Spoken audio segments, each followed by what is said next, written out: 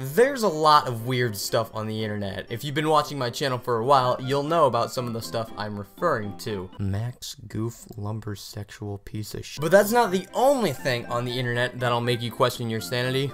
Lord knows that's not the only thing. The weird side of the internet is a well that's never ending, so why don't we dip our toes into said well once again and take a look at probably one of the most intriguing examples of how odd the internet can be sometimes. The first and only episode of the animated series, Mike and Melissa. Our story begins with Mike standing in the mirror, wearing a helmet with furry ears on it, howling at the top of his lungs. After being yelled at to stop, he sits in the living room, playing video games and contemplating his life choices. Afterwards, he heads off to his class where a girl doesn't say hi to him, and he absolutely couldn't have said hi to her himself. There was just no way. In said class, Mike's professor is going over the importance of rectangles, which bores Mike to no end. We then cut to a party where Mike and his friends find themselves completely bored out of their minds once again. In an attempt to turn the party around, Mike turns to the booze, but after failing to connect with another party goer and being left hanging by a girl and the band that performs not playing their taste in music,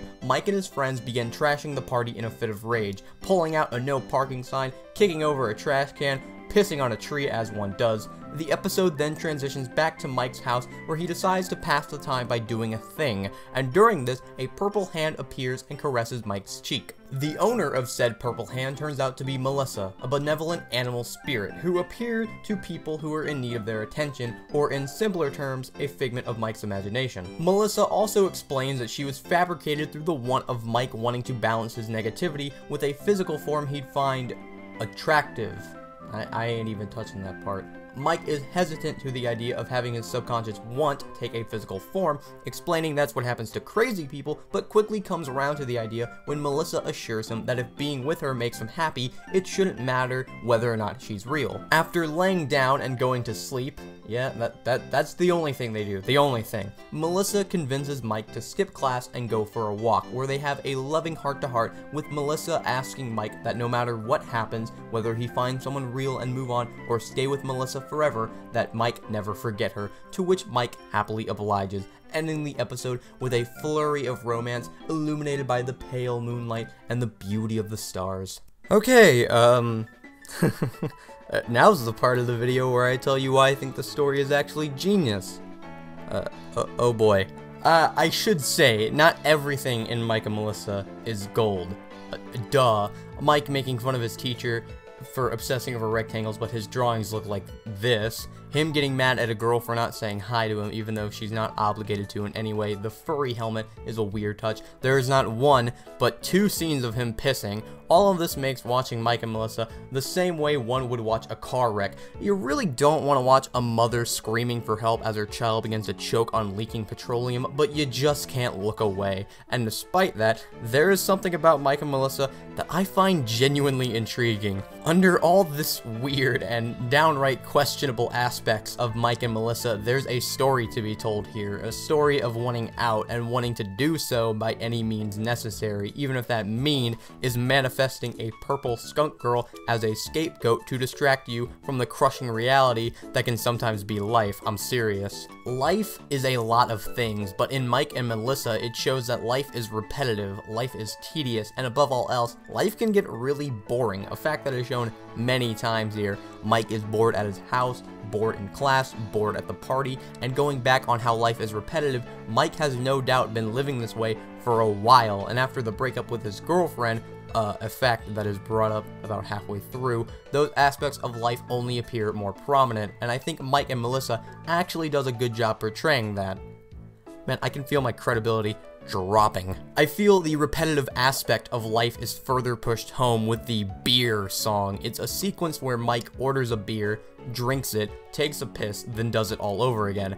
There's no way it was intentional, but it just fits so well with the undertones of tedium that this story has to be conveying, doing the same thing over and over again in requesting beer, drinking it, using the restroom, and repeating ad nauseum. It almost feels like a social commentary, telling the viewer that sometimes this is all life has to offer. I find it completely interesting, and admittedly pretty thought-provoking. And Mike, being stuck in this slog, no doubt for a while, desperately desperately wanting a way out unintentionally creates one in the form of Melissa. Him doing this represents why change in life is so important, so necessary, and why you should never let life become nothing more than a never-ending, repetitive, draining chore. You certainly won't create a purple skunk girl that was originally only in your subconscious, mind you, but the toll it would actually take on your mental health is something you need to be mindful and cautious of. Also, a little side note, I actually appreciate the time Mike took to actually give a legitimate reason for Melissa existing, instead of her just showing up. As I stated before, she's a spirit Mike created for the purpose of balancing out the negativity in his life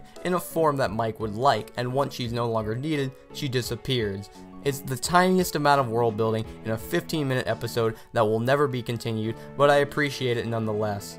Also, Melissa's voice actress is actually pretty decent, way better than you'd expect. Gotta give her props that even after hearing the premise, she still did her best. Speaking of Melissa, I feel her character represents what happens when you do let life become too boring and predictable. Think about it, if you two lived every day the exact same way with a hope of change seeming practically impossible, you'd no doubt find a way out too, even though that way out might not be the best course of action. Case in point, Melissa.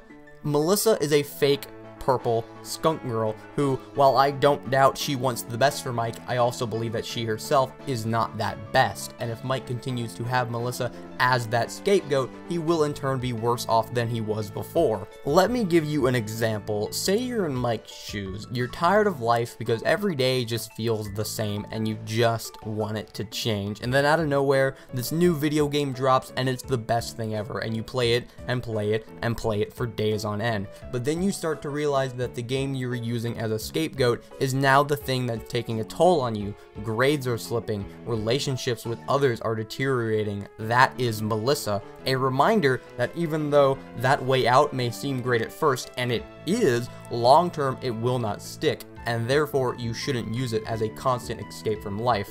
That is totally what Mike and Melissa is trying to convey, without a doubt. Alright, time to bring it home.